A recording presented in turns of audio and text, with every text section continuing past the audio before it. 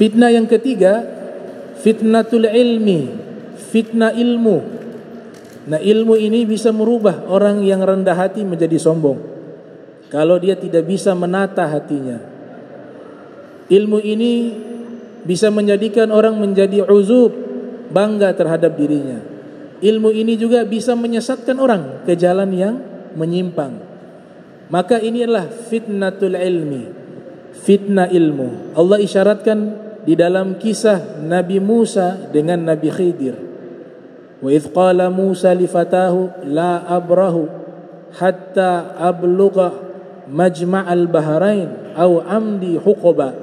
Nabi Musa berkata kepada muridnya Yusha bin Nun, saya akan pergi hingga mencapai daripada dua bertemunya lautan, dan tidak akan henti kecuali saya sampai di tempat bertemunya dua lautan. Di situ gurunya yang Allah sudah memberikan wahyu bahwa ada seorang yang lebih alim dari Nabi Musa yang akan dia berada di tempat berada di antara dua lautan. Lautan pertama lautan ilmu zahir, lautan kedua lautan ilmu batin, yaitu Nabi Khidir. Ulama masih berselisih apa ia seorang nabi atau seorang wali. Kalau pendapat Al-Habib Abdullah bin Muhsin Al-Attas, keramat Empang Bogor, beliau berpendapat bahwa Nabi Khidir bukan seorang nabi tapi seorang wali. Tapi ulama lainnya berpendapat bahwa Nabi Khidir adalah seorang nabi. Dan saya akan berlalu berabad-abad hingga mendapatkan guru tersebut. Ketika Nabi Musa sudah bertemu dengan sang guru, maka sang guru memberikan syarat kepada Nabi Musa. Qala fa inittaba'tani fala tas'alni an syai'in hatta uhditha laka minhu dzikra.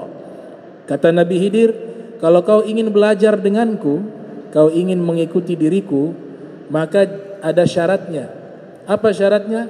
Jangan bertanya tentang sesuatu yang aku lakukan, terkecuali aku yang akan menjelaskan kepadamu.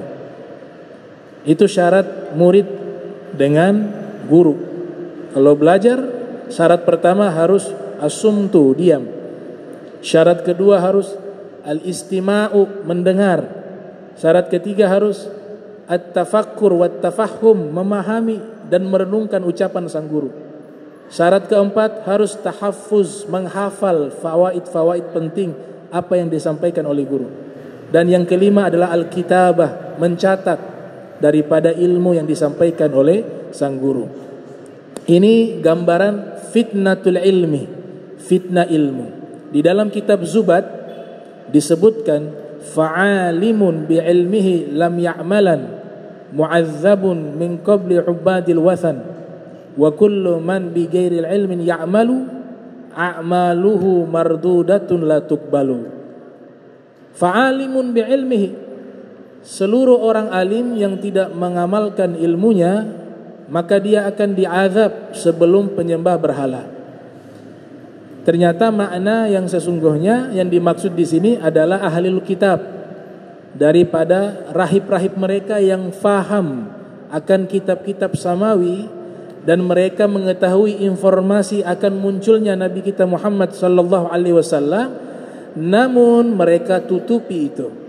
Namun mereka halangi orang untuk bisa memeluk agamanya Nabi Muhammad sallallahu alaihi wasallam. Mereka lah orang alim yang akan diazab terlebih dahulu sebelum penyembah berhala. Itu penjelasan di dalam rasailnya Al-Habib Abdullah bin Muhsin Al-Attas. Wa kullu man bi ghairil ilmin ya'malu a'maluhu mardudatun la tuqbalu. Setiap orang yang beramal tanpa dengan ilmu, maka dikhawatirkan amalannya tertolak, tidak diterima oleh Allah Subhanahu wa taala. Memang di dalam kitab-kitab asy-syuruh itu dijelaskan bahwa yang dimaksud kalau ibadah-ibadah yang kita lakukan tanpa kita dasari dengan ilmu, maka dikhawatirkan tertolak.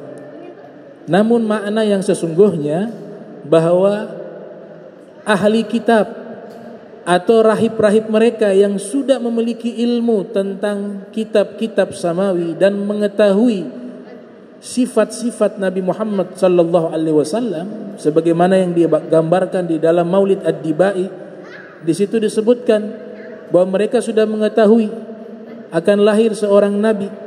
Dikatakan di dalam riwayat tersebut, sebagian ulama mengatakan dari Ka'ab al-Ahbar, sebagian lagi menyatakan dari Wahab ibn Munabbih. Kedua-duanya adalah mu'allaf yang menjadi tabi'in. Mereka adalah orang-orang yang pakar dalam kitab Taurat dan kitab Injil. Ia mengatakan, allamani abi at-Taurata illa sifran wahida. Ayah saya mengajarkan kepada saya kitab Taurat kecuali satu lembar, tidak diajarkan. Kenapa tidak diajarkan? Karena lembaran itu memuat informasi tentang Nabi Muhammad sallallahu alaihi wasallam. Falamma mata abi, ya, kana yakhtimuhu wa yudkhiluhu sunduk. Satu lembar itu disampul dan dimasukkan ke dalam peti. Jadi Wahab bin Munabbih atau Ka'ab al-Ahbar ini tidak mengetahui isi lembaran itu, tapi selebihnya dia sudah baca. Falamma mata abi fatahtuhu. Ketika ayahku wafat, aku penasaran, aku buka peti tersebut.